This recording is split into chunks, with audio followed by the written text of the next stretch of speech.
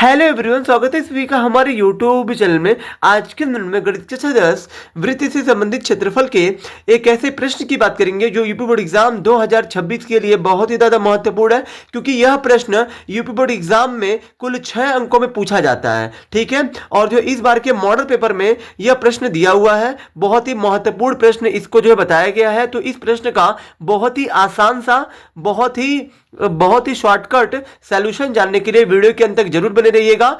मुझे 100% विश्वास है कि आपको 100% समझ में आएगा, बशर्ते आप सभी वीडियो के अंत तक बने रहिएगा। तो जैसे कि हमारा क्वेश्चन दिया गया है, त्रिज्या 21 सेंटीमीटर वाले वृत्त के कोण 120 डिग्री वाले त्रिज्यखंड और इसके संगत दीर्घ त्रिज्यखंड के क्षेत्रफल का अंतर ज्ञात कीजिए।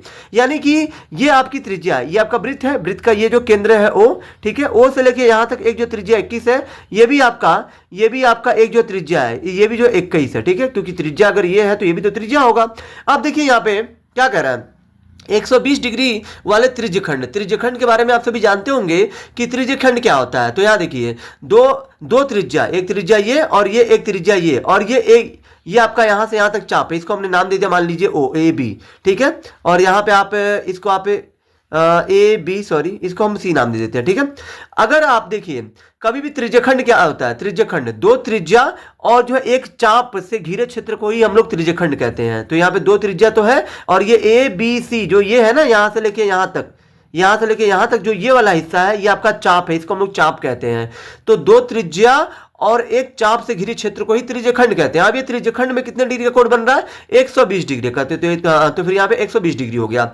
बोला गया है त्रिज्यखंड और इसके संगत दीर्घ त्रिज्यखंड के क्षेत्रफल का अंतर बताइए। तो अंतर हम तभी बता सकते हैं जब हमें त्रिज्यखंड यानी कि ये वाले हिस्से का क्षेत्रफल और दीर्घ त्रिज्यखंड क्या होगा। तो यहां देखिए, ये वाला क्षेत्र छोड़ दीजिए, ये जो त्रिज्यखंड को छोड़कर बाकी जो ये वाला हिस्सा बच रहा है ना, इसी को हम लोग दीर्घ त्रिज्यखंड कहते हैं। लेकिन दीर्घ त्रिज्यखंड का क्षेत्रफल आप तभी ज्ञात कर पाओगे जब आपको इसका क्षेत्रफल पता रहेगा, ये इतने क्षेत्र का क्षेत्रफल पता रहेगा। तो सबसे पहले तो हम क्या करेंगे, इसका हम लोग क्षेत्रफल ज्ञात करेंगे, ये वाला जो हमारा हिस्सा है, ये ए ओ सी बी का, इसका। ठीक है, तो यहां पे त्रिज्यखंड का क्षेत्रफल ज्ञात करने के लिए हम लोगों को क्या क्या चाहिए, तो हमें चाहिए त्रिज्या जो कि दिया है प्रश्न में 21 सेंटीमीटर, और हमें चाहिए थीटा का मान कितना दिया प्रश्न में, 120 डिग्री दिया है। ठीक है, 120 डिग्री दिया है, तो यहां पे आपको लिख देना है। अब यहां देखिए, जो ये वाला क्षेत्र है ना, ये वाला इसको हम लोग त्रिज्यखंड कहेंगे, लेकिन ये आपका लघु त्रिज्यखंड होगा। ठीक है, इसको हम लोग लघु त्रिज्यखंड कहेंगे, लेकिन प्रश्न में लिखा नहीं है, लेकिन प्रश्न में दीर्घ की बात की है। तो मान लीजिए जब ये वाला लघु है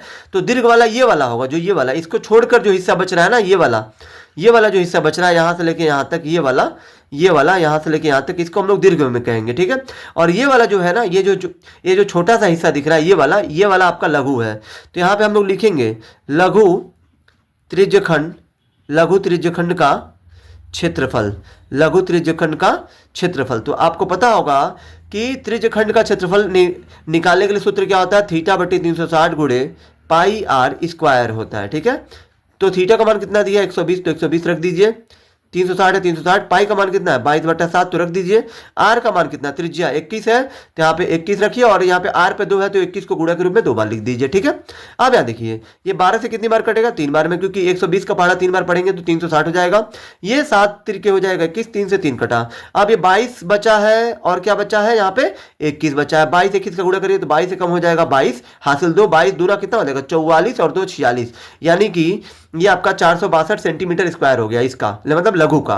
अब क्या बोला है, इसके संगत दीर्घ, तो यहाँ पे दीर्घ का ज्ञात करने के लिए क्या करेंगे आप, तो यहाँ देखिए, कभी भी दीर्घ त्रिज्यखंड का अगर आपको क्षेत्रफल ज्ञात करना है तो दीर्घ त्रिज्यखंड के लिए क्या करना है आपको, दीर्घ त्रिज्यखंड का क्षेत्रफल के लिए पूरे वृत्त के क्षेत्रफल में से, यानी कि पूरे वृत्त का क्षेत्रफल आप सभी जानते होंगे क्या होता है, पाई आर स्क्वायर में से माइनस कर दीजिए, किसको, इस जो है लघु को, यानी कि पूरे वृत्त के क्षेत्रफल में से, यानी कि आप पाई आर स्क्वायर में से अगर आप लघु का घटाएंगे, लघु त्रिज्यखंड, क्या करना है आपको, लघु त्रिज्यखंड कर देना है। तो यहाँ पे पाई का मान कितना दिया प्रश्न में, 22/7 आपसे भी जानते होंगे। आर का मान कितना, त्रिज्या आपको वही लेनी है जो प्रश्न में दिया, 21 दिया तो 21 ही होगा इसके लिए भी, क्योंकि वृत्त तो वही है ना आपका। तो यहाँ पे आर पे 2 है, तो 21 का 2 बार गुणा, माइनस लघु का कितना आया आपका, लघु त्रिज्यखंड का 462, यहाँ पे लघु त्रिज्यखंड का 462 हो जाएगा। अब यहाँ पे 7 से काटिए, 7 तरीके कितना हो जाएगा 21, 22 तिया कितना हो जाएगा 66 गुड़े, यहाँ पे 22 तिया 66, हमने पहले इन दोनों का गुड़ा किया है, 22 तिया 66 गुड़ा है तो गुड़ा 21 है तो 21 माइनस 462। अब देखिए यहाँ पे 21 छक्का कितना होता है, तो फिर यहाँ पे 21 छक्का 126, 126 का 6 हासिल 12, फिर यहाँ पे 21 छक्का 126 और 12 कितना हो जाएगा 138, और यहाँ पे माइनस में कितना दिया है 462।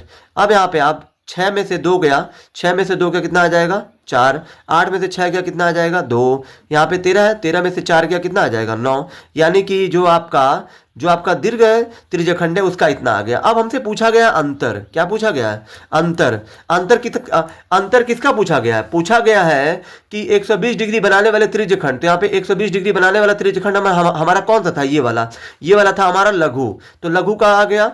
और इसके संगत दीर्घ त्रिज्यखंड के क्षेत्रफल का अंतर बताइए, तो दीर्घ त्रिज्यखंड का भी क्षेत्रफल यहाँ पे देखिए हमने ला दिया है 924, तो हमें बताना है अंतर। जब भी किसी भी दो चीज का अंतर पूछा जाता है तो आपको हमेशा बड़ी वैल्यू में से छोटी वैल्यू को घटाना है। तो बड़ी वैल्यू कौन है 924, 924 में से माइनस करेंगे किसको, छोटा वैल्यू यानी कि लघु को 462, और यहाँ पे 4 में से 2 गया 2, ये 2 में से 6 नहीं जाएगा 9 देगा इसको, तो 12 में से 6 गया 6, यहाँ बचा 8, 8 में से 4 गया 4, यानी कि 462 ये सेंटीमीटर स्क्वायर दोनों के बीच में क्या होगा अंतर होगा। यही आपका 462 सेंटीमीटर स्क्वायर, यही आपका इस प्रश्न का उत्तर होगा। आई होप कि आप सभी को ये वीडियो बहुत ही ज़्यादा पसंद आई होगी। अगर आप हमारे चैनल पर नए हैं तो हमारे चैनल को लाइक, सब्सक्राइब और शेयर जरूर करें, जिससे आने वाली वीडियो की नोटिफिकेशन आपको मिलती रहे। धन्यवाद।